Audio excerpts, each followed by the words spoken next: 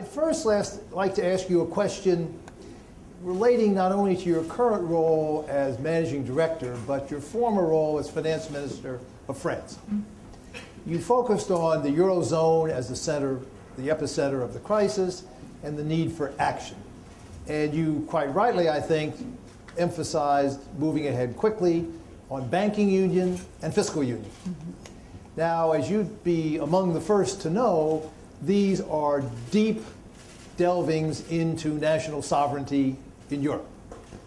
And some of the skepticism in markets goes to the question of how far the Europeans will really be willing to go on that. Particularly banking union, where national governments in Europe have been quite jealous of their controls over their banking systems, their relationship to the role of the state, and all that.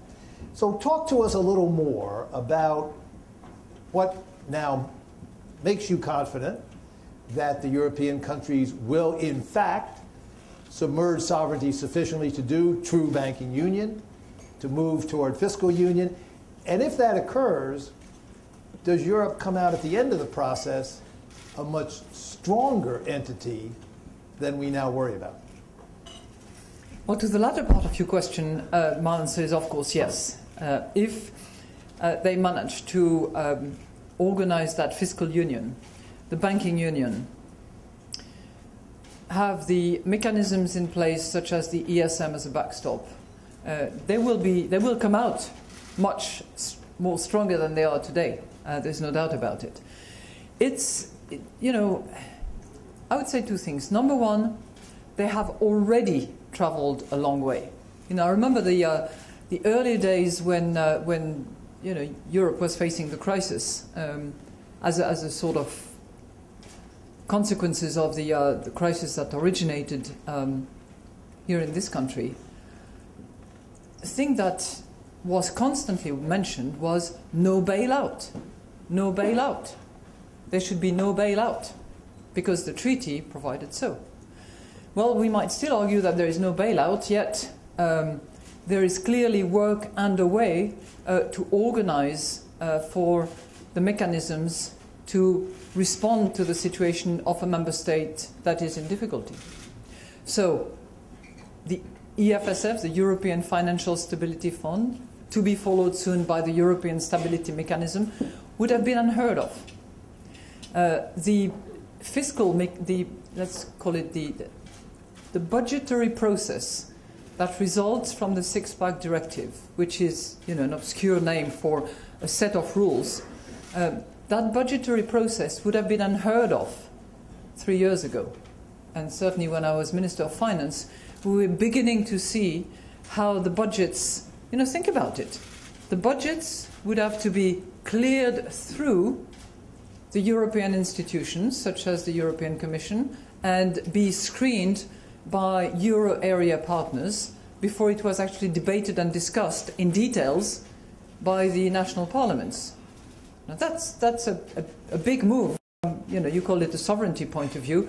I think sovereignty in that regard can be accommodated, but having gone through the European institutions and euro partners' purview. So a lot has already been done. The firewall is in place. The ESM will be operative as of the 8th of October. The budgetary process is such, and the discipline associated with it by way of sanctions, penalties, are in place as well. But there is more to be done, clearly. And this European common banking supervision is going to be a test in case. How will it be done? How encompassing will it be?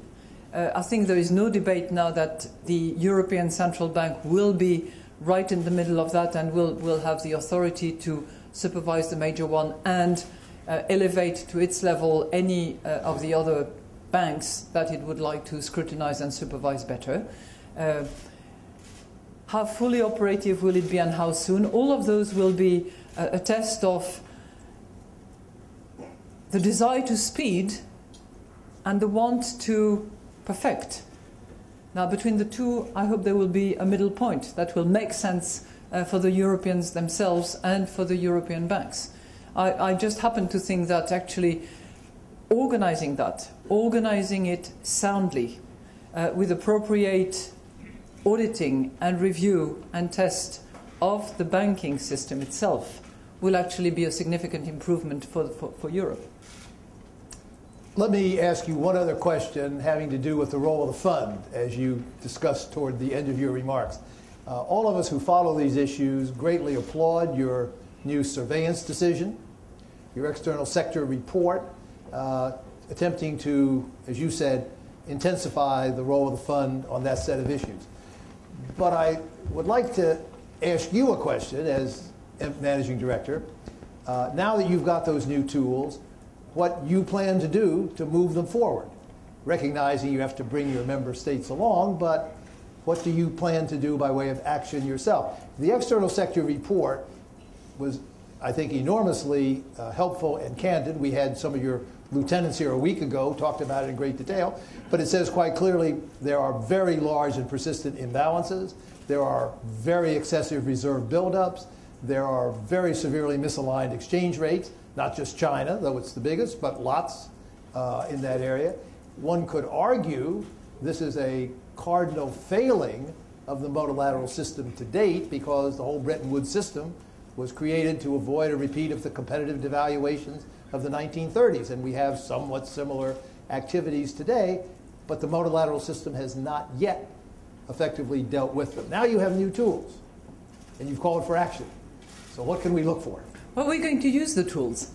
First of all, the tools have been approved by the membership. I think that's probably going to be an unnoticed achievement, but the executive directors of the IMF who are in the room, my board members, certainly are the first. They're very modest, so they will not say so, but they would be the first one to recognize that agreeing on that integrated surveillance decision, that brings, as I said, the sort of, I'll make it simple because it is a very complicated issue, very thorny one, and one that fundees actually delight in, but it's essentially bringing the sort of external effects of policies into the assessment that is done of a particular set of domestic market policies. That was a huge achievement because nobody likes that. Well, the fact that the membership has endorsed it, my board has actually approved it, so it's a tool that we can use and we are going to use it. The same is true for the external sector report with the approach that we take, which is multilateral biasance, which takes into account the policies of the country and which obviously will indicate that where there are over-appreciation, there are under-appreciation, because the whole system is intended to balance out. So we will be using those tools, and we will be saying so very clearly. Can you imagine the fund blowing the whistle or naming and shaming countries that do persistently in large quantities keep their exchange rates undervalued? And well, don't forget that in our Article 4s, which are the bilateral review of countries' policies, we include our assessment of the exchange rate currency. And I think I'm pleased to say that many countries, including the key players, do not object to those reports being published now. So it's a question of leveraging that and using it going forward. Okay. Open to the floor. Let me ask each of you to identify yourself, either use the standing mic or take one of the traveling mics, come around, and then fire away. Oda? Oda Aberdeen, the Capital Trust Group. Madam, thank you for your eloquent presentation last Friday in New York on human rights. You boosted all our morale. My question to you is, there is a variable which is unknown, the impact of a conflict. Can I ask you to get closer to the microphone, because these very nice people here are taking photos and they make click, click, click, so I can't hear you. My question is, there is a conflict that could take place anytime, and that's a conflict with Iran. What would that do to oil prices, and what will the impact be on places like Spain, Italy, Greece, and most importantly, the low-income countries? Is the IMF prepared to act in case there is a crisis?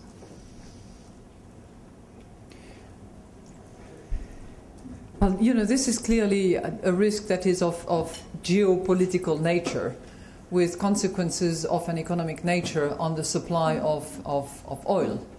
If I'm to sort of narrow my approach to economically sound issues. And yes, we have taken into account the kind of shocks that could apply to economies if and when, which I hope is never, the price of oil and the price of energy was to, skyrocket more than it is at the moment. So, but you could take pretty much any area of the world where there are latent conflicts. Not that I want to minimize Iran, clearly, but all such conflicts could themselves, entail economic consequences that we have to be mindful of when we model. I don't want to sort of list those parts of the world where conflicts could arise and would have consequences, but this is as Beckett used to say, this is life and there is no cure for that. Next question. Hello, Madame Lagarde. Thank you for your talk this morning. I'm Emily Drim with China Central Television here in Washington, D.C. And my question is regarding China. In relation to the global financial crisis, what policy decisions and actions would you like to see from China in the coming months? I think policy decisions have been announced already, very much so.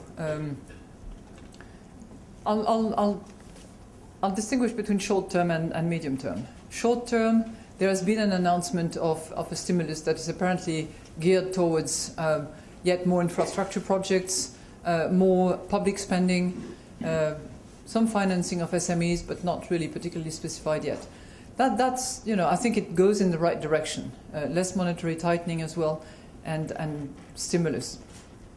But in the medium term, what certainly is called for quite eloquently by the to-be new leaders is a model of growth that is more geared towards, or rather fueled by consumption, by the domestic market growth, rather than the growth of exports towards other countries. Now, you will argue that this is a change that is induced by the external circumstances. Less demand addressed to China. China thinks about it and looks at its interior market, its domestic market, to actually have the degree and level of growth that is necessary to, number one, keep people in place, number two, feed and create jobs for people. But this is a good development that certainly we welcome, and we look forward in terms of action. I think that to raise consumption, it's not just a magic bullet. It's also looking after people's expectations, what kind of social security system is in place, what kind of pension schemes will be available, how reliable is all that. So it takes a complex set of parameters to actually encourage that domestic market consumption-led growth. Thank you. Since China has come up, let me ask you a related question, having nothing to do with the exchange rate. You wrote so eloquently about it. I was struck by a comment you made in your interview with the IMF survey on Friday, where you said, and I quote, "Asia has been a fantastic partnership for the IMF." Now, I flag that because there's been kind of a conventional wisdom that Asia was not so happy with the IMF ever since the Asian crisis. Indeed, that the Asians were creating their own regional financial mechanism, perhaps at some point, to rival the IMF. So I was struck and very encouraged by that statement, and I'd like to ask you to elaborate on it. Yeah, no, I'll be very happy to do that. And I think the legacy of what happened in Asia a decade ago was a mixture of resistance, frustration, stigma, reluctance to partner with, and I think a lot of it is fading away. I was in Indonesia, I was in Thailand. Right after the annual meeting, I'll be visiting other Asian countries. I really see that as abating. It's also maybe induced a little bit by circumstances. Those countries are doing a lot better.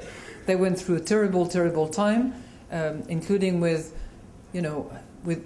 us trying to help, but now they are faring a lot better than advanced economies, and they're not overly concerned about yet being in difficulty. So I think it's fading, and I see proof of that in the willingness of those countries to actually contribute funding to the IMF by way of bilateral loans. You know, the first, apart from the EU area members, but the first country to come up with significant funds in terms of bilateral borrowing was Japan. They brought in $60 billion. And when I see the likes of Indonesia, Malaysia, Singapore, Thailand contribute as well, it shows that they trust the institution. And I hope it proves my point that this slight resistance is fading. Now, you mentioned the Chiang Mai arrangement. And I think that's a very interesting development that I'm not afraid of, which I think is welcome, because sometimes you need an association of lenders, an association of finances to help through, as we currently see in Europe, for instance.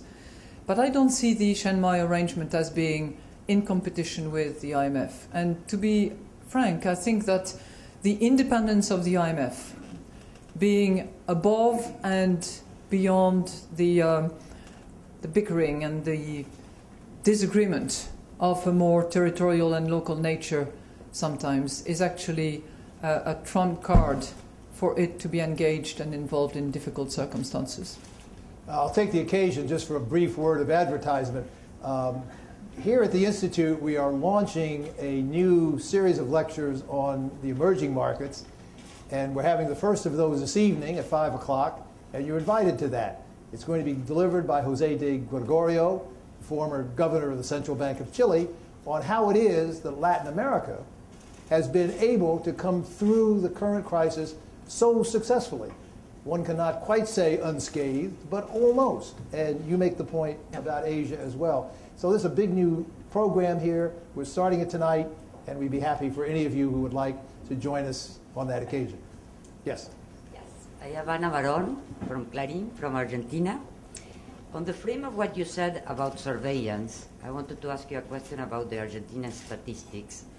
On Monday, there was a lot of expectation that the IMF was going to make a declaration of censure because of the lack of progress in ameliorating the quality of the statistics. But at the end, they gave Argentina 3 months more. I wanted to know, what do you expect? Do you think that in 3 months they can do what they didn't do up to now? And if not, what will happen in December? Thank you. You know, the quality of our analysis and the credibility that is associated with our work relies on the brain of our analysts and our economists, but also on the integrity of the data on which they base their modeling, their calculation, and all the rest of it. So I'm determined to make sure that we have the right data, and where we have gaps, that we try to fill in the gaps, which is clearly the case in the financial sector, where we are improving and will continue to improve, working together with the FSB on that. So that's point number one. The quality and integrity of data is paramount to us. The Argentinians like football, the real football, you know, what is called soccer here, right? Okay. Well, we had the choice between the yellow card or the red card. And I have trust in what people can achieve. Sometimes it's the best. So it was the yellow card. It was not a decision of censure, as you said. And they have 3 months to avoid the red card. But equally, if, you know, no progress has been made, then the red card will be out. Now, having said that, I was quite comforted to see the Argentinian authorities' reaction over the weekend, which augurs well of their determination to work cooperatively with us. We've been there, but we want to work. We'll be on the other side of the table, and I hope we can avoid the red card. But if the data is not suitable, it's not appropriate, does not meet the standards, then all players are the same, Argentinians alike, despite how good they are at soccer. Okay, thank you very much. Yes. Madame Lagarde, I'm my colleague Nadir from Mega TV Greece. I've seen you before. I wanted to ask you, what is the status of the talks between Troika and Greece? Because there are a lot of reports, and I quote, that the talks collapsed, that there is a deadlock, that there are unreachable differences on the measures. We really don't know what's happening right now on the talks. And they are even saying that there is a budget shortfall of $20 billion. Can you tell us what is going on? I'll be very, very happy to tell you what I know. I was not in the room, but what I can assure you as well is that our people, including our chief man on the ground, are doing everything they can in order to help and assist, in order to put Greece back on track. Okay? I'm not finished. I'm going to address the issues now. Let me tell you how I see it. We don't only need 11.5 billion euros of cuts. We need a series of cuts and additional revenue. That's in order to, if you will, fill in the fiscal gap and help the country redress its public finance situation. That's number one. Number two, we need some structural reforms that are in the interest of Greece and the Greek population, so that those who can work, who want to access markets, can actually do so. A lot of the professions in Greece, for instance, are still closed up. There's been some progress. The lorry drivers, for instance, that has improved. But a lot of the other professions, still highly protected and sort of locked amongst those that have the benefit of the license, as an example of what needs to be done in terms of structural reforms. A lot has been done in the labour market, for instance, but it should be maintained, not damaged or destroyed. So, the fiscal gap, the structural reforms, and then you have the financing. Because clearly, as a result of the macroeconomic situation, the major delay in privatization, and therefore shortfall in proceeds from the privatization, to name only a few, and the limited revenue collection, there is a financing gap, especially if you factor in more time. So it's on the three accounts that we need to make sure that the country can be back on track. And the Greek debt will have to be addressed as part of the equation. I'd like to ask a follow-up question, not on Greece per se, but on the role of the fund in dealing with the European crisis. Mm-hmm. And it's a hypothetical, so you may prefer not to answer it, but let me ask it. There's been lots of comment on the role that the fund has played in the three program countries. And there have been suggestions that if, against our hopes, new fund programs in Europe are needed, they might take a different form. The role of the fund might be different. Some have argued, on one extreme, that the fund should in fact be the major financial contributor in order to be the main levier of conditionality and to have a dominant role on the view that the fund would be better placed to help the countries achieve the needed adjustment. At the other extreme, there are people who say the fund should not be involved at all. This is up to the Europeans, they're rich, they should pay for it, and for the fund to go in on a minority basis, as it has so far in the three countries, inherently limits its ability to affect the outcome and puts it in the worst of all worlds. The question is, what lessons have you drawn from the role of the fund in the three programs so far that would inform any future possibilities of that type that might become necessary? Well, you know, there was a publication recently that sort of assessed and reviewed our role in relation to those European programs. And it's clear that it's of a different nature, because we are not in it alone. We are operating together with the European Commission, that is acting at the request of the Euro area finance ministers and occasionally leaders, and with the European Central Bank, whose role in the process has clearly evolved over time and certainly evolved for the better. I can't, say enough how good the decision made by the European Central Bank 2 weeks ago was, with a view to stabilizing markets' expectations and having an open door to a coordinated support to any member state. But, your question is really about, has the IMF been able to do its job despite the circumstances? And when I look at the role we played in designing the program, whether it's in Ireland, in Greece, or in Portugal, when I look at the role that we are playing monitoring those programs and doing our review and being right in the middle of controversies, as is often the case when we are involved, I think to myself, this is not vastly different.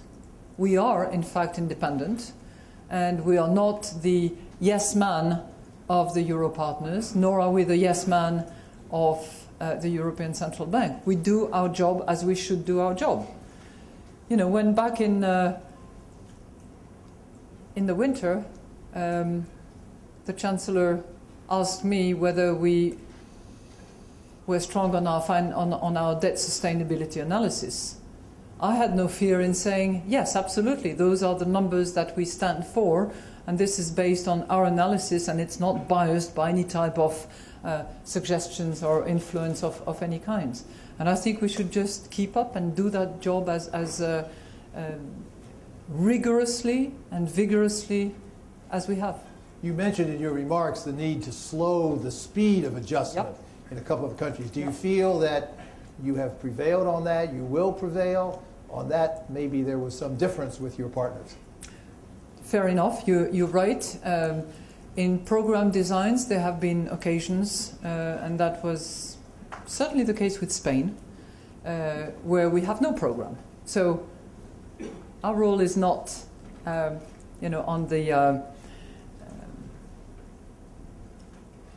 the hot. We're not in the hot seat, if you will, because Spain is not a country under program. But we take views on the excessive deficit procedure, on the forecast going forward, when we do Article 4.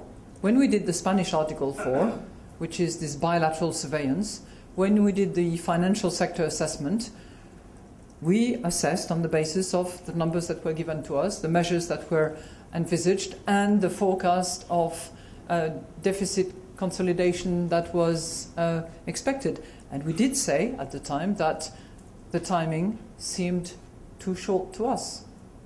Pleased to see that this is being heard. Oh, yes. Jacob. Jacob Kierkegaard from the Peterson Institute. I guess this is sort of a follow-up question from the previous question about Greece. I saw you were taking notes. Yes.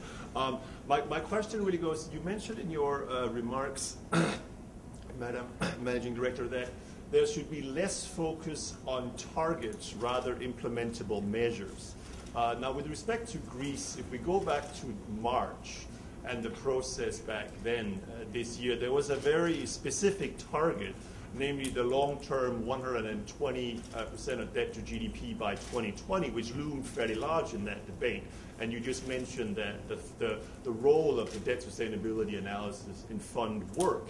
But this sort of de-emphasizing of targets, should that be interpreted as that the debt sustainability target in the next DSA is less relevant, perhaps for the continuing fund intervention? And if so, does that mean that the long-term debt sustainability target is ultimately going to be achieved by the direct restructuring of the junior official sector participant, namely the euro area loans, and that this can be achieved at a stage that may be more politically opportune for the government in question in Europe, such that it doesn't have to be basically settled by, say, later this month or October? You know, when I was referring to measures rather than targets, I was clearly focusing on fiscal consolidation.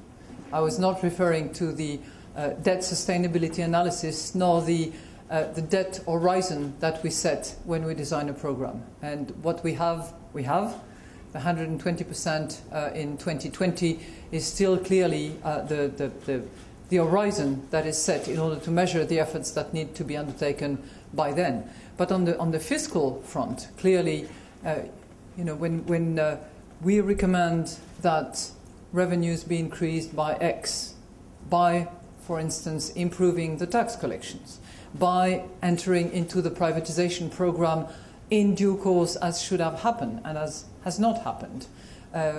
When some cuts have to be made in programs that are probably some of the most expensive in the whole eurozone. That's what I mean by sticking to the measures, implementing, but not necessarily sticking to the targets in terms of primary deficit numbers.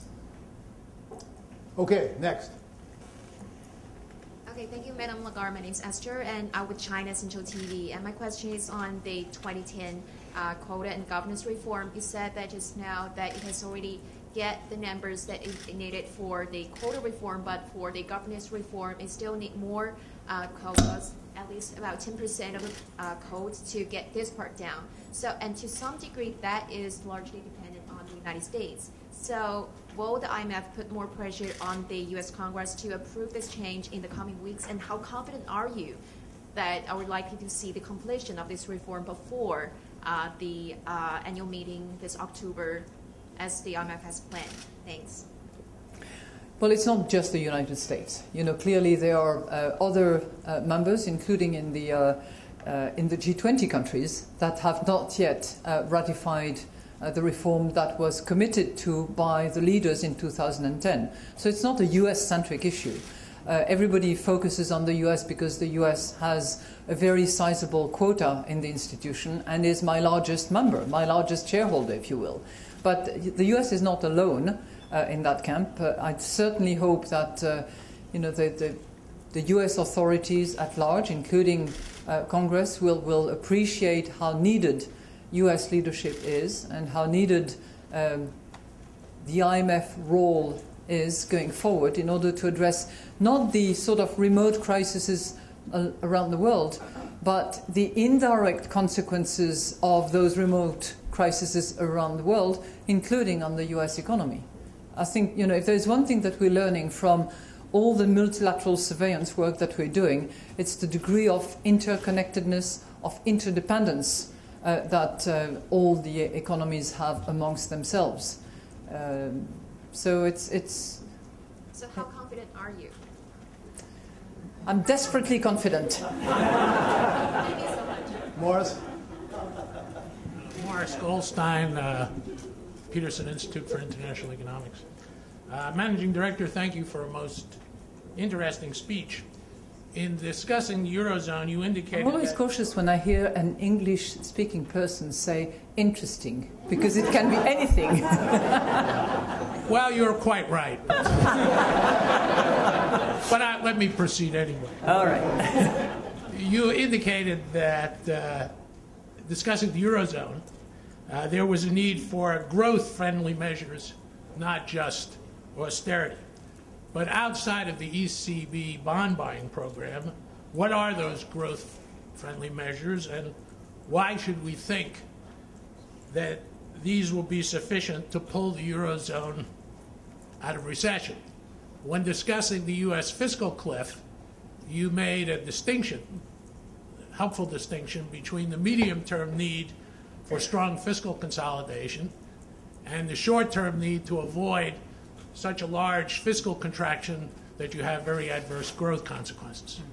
Well, why is there not a similar distinction at this point in the eurozone? And if not, why not? Well, first of all, you have to look at. In the eurozone, you have 17 members. In the whole of Europe, you have 27 members. And I'll take two examples outside the eurozone, actually, and I'll come back to that in a second. You have a country like Sweden, for instance. Now, Sweden is traveling at a 0.2% deficit at the moment. a debt in the range of 30% of GDP.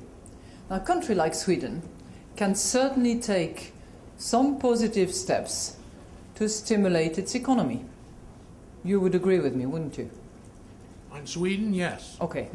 Well, at the other end, you have a country like, well, take the UK. It's a bit controversial with the United Kingdom. But the policy that has been put in place so far was highly restrictive in the sense that they focused on cutting deficit. The point I'm trying to make here is that you cannot just have a one-size-fits-all throughout Europe, let alone throughout the euro area. In the euro area, you have situations as different as that of Greece, for instance, whose numbers are well known, and the situation of Germany, which is really getting close to a neutral deficit situation, although it still has quite a heavy debt burden on its shoulders. So, first point is, it has to be country-specific even within the European Union and even more so within the eurozone. Second, there are some growth-conducive policies that can be put in place.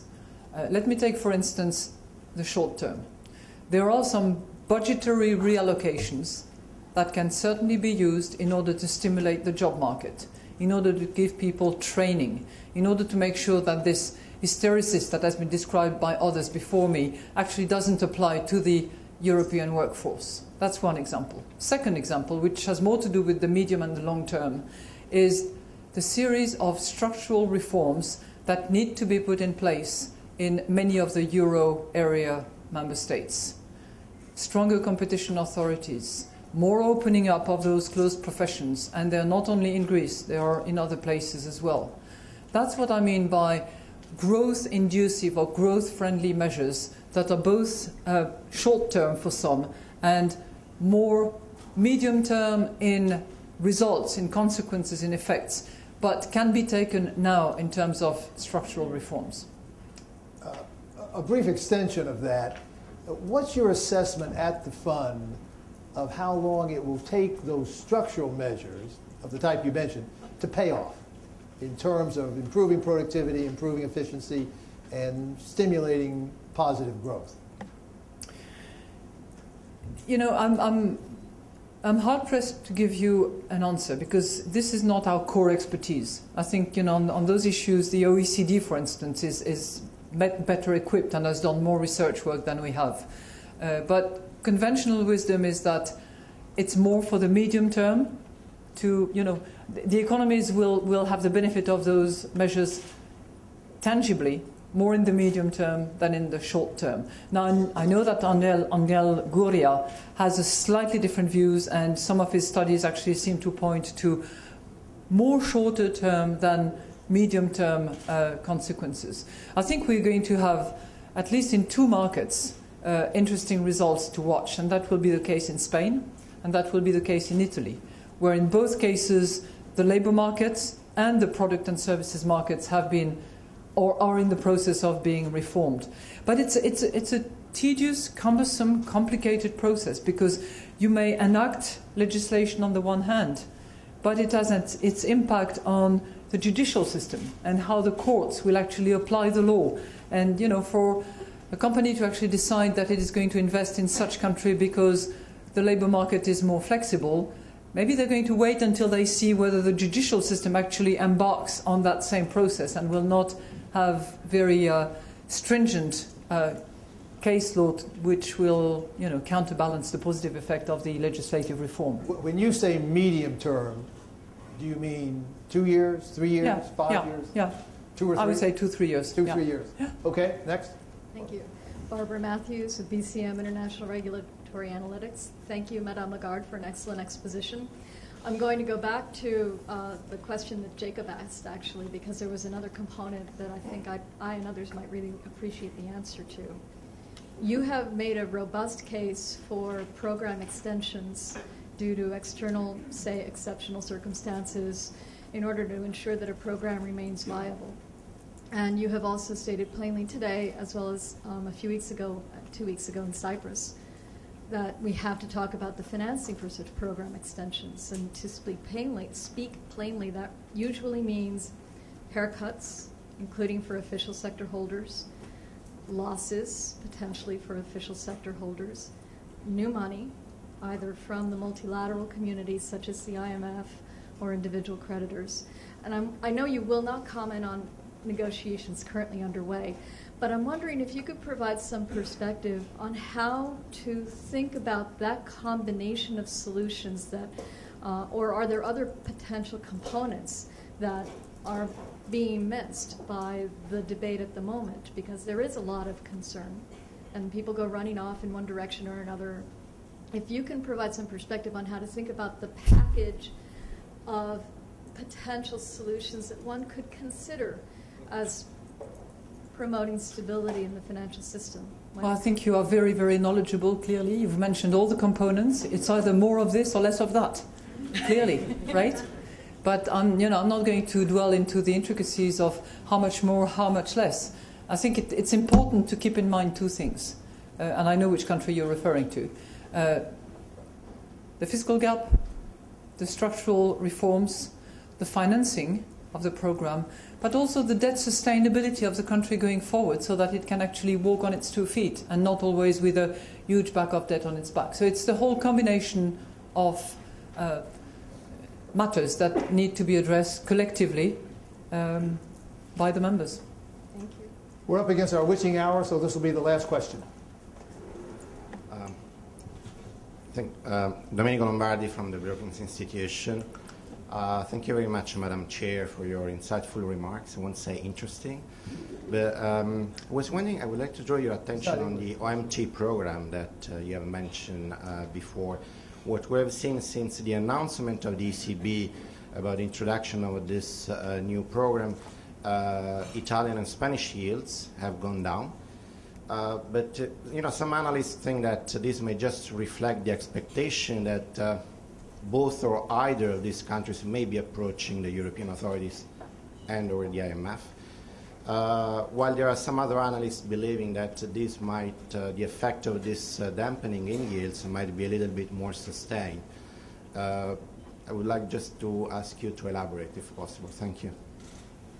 Well, I'm not going to substitute members in their judgment and group of players in the way in which they're going to address issues. What I can see, and I'm very pleased to see, is that the toolbox that the Europeans have in order to face hardship is significantly improved as a result of the decision that was announced by the European Central Bank. And that's clearly something that was expected, for which expectation was arose by the announcement by the President of the European Central Bank in London. And the fact that the toolbox is there, soon capable of being operated, given that the ESM will be itself operating as of the 8th of November and capital contributions will be coming in, that in and of itself, I think, is a very strong message. Madam Managing Director, we thank you enormously for your remarks. We wish you, you and your colleagues at the Fund, the best of success in dealing with all these daunting problems. We support you strongly, and we look forward to staying in close touch. Thank you, and particularly remarks on this.